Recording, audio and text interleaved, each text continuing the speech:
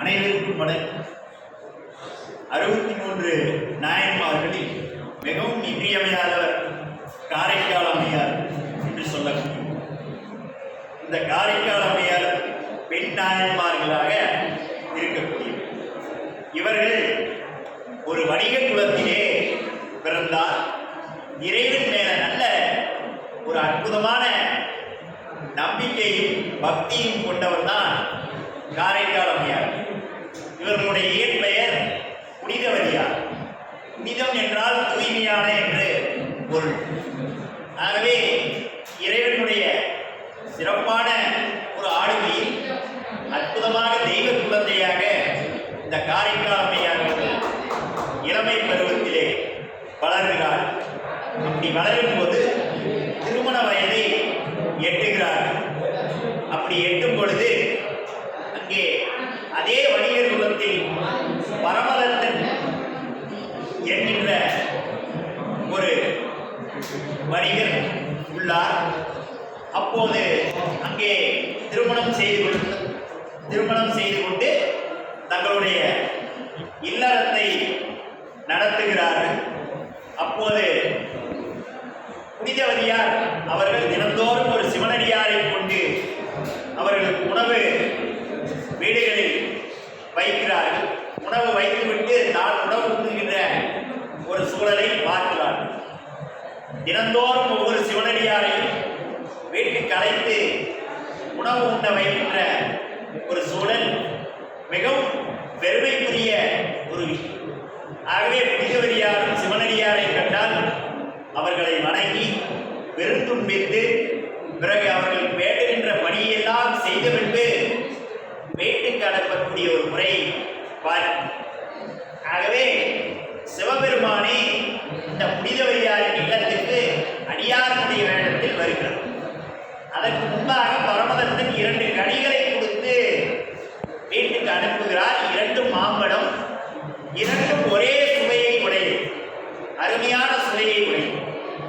அப்போது இறைவனுடைய பெருமையின் காரணமாக அங்கே வந்த இறைவன் கரியமுது எதுவும் செய்யவில்லை. அப்படி என்றால் பொரியல் எதுவும் செய்யாமல் இருக்கிறார்.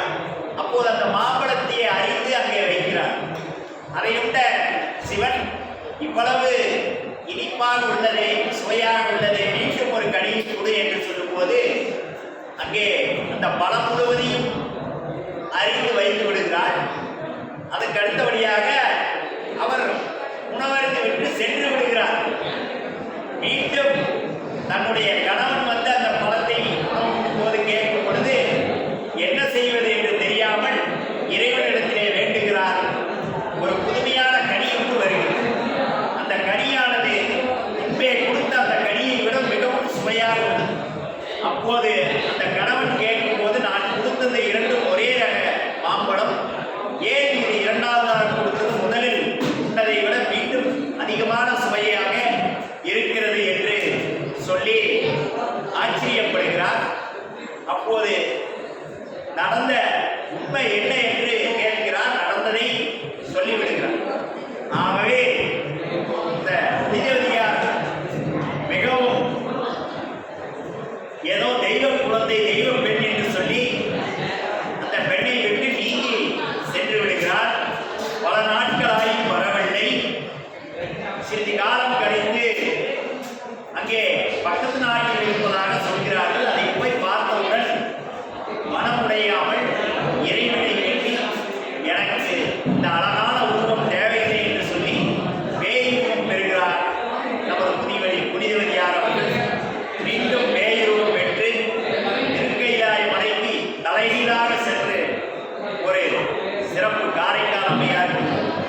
ஆகவே சிவபெருமானுடைய மனைவியாகிய பார்வதி தேவியை அம்மை என்று அழைப்பார்கள். அதற்கு அடுத்தபடியாக சைவத்திலே அம்மையார் என்று சொன்னால் அது காரைக்கால் அம்மையார் தான் என்பது அனைவருக்கும் தெரிந்த ஒன்றாகும்.